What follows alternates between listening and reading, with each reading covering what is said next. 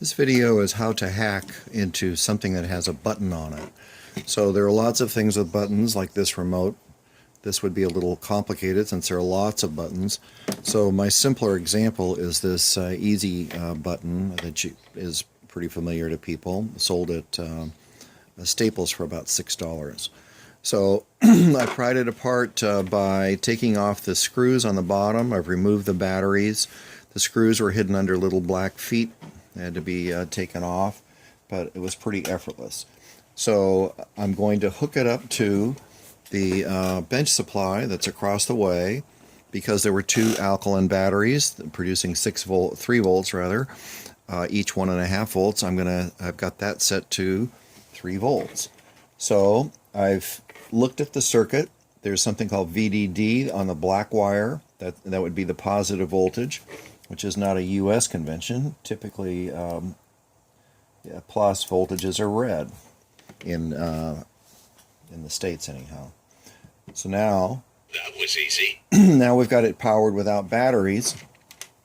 There is that was easy. This is the power line, VDD, coming in. This is the ground, and somehow this button is connecting this to that. And the signal wire portion of this thing is over here. So there are 3 wires going into the button area. This one is the high voltage. This is the low voltage. When the button closes, this is the signal that is going to the computer that's under the black epoxy glob.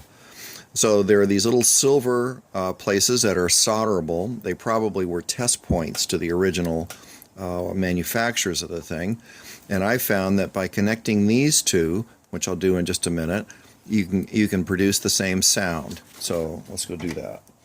So I'm just going to do those two. That was easy.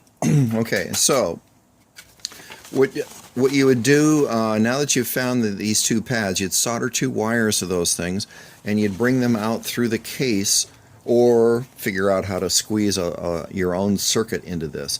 But basically those 2 wires have got to be connected somehow, and there are 3 ways to do that. One was with a relay, which is a pretty nice thing to get in to learn how to control.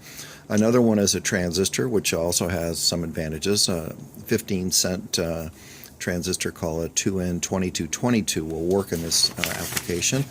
And the other way is with an analog switch, a CMOS 4066. So you could test out a circuit. So this is the breadboard, as you might get it from Fry's, and this would be a little circuit. This is in fact the transistor that I spoke of, and you can make this whole thing up. Then by setting a bit in your software inside your computer, or robot controller or whatever, you can come out to your little circuit that then activates that sound. So other videos will talk about how to actually do the relay or the 4066 or whatever.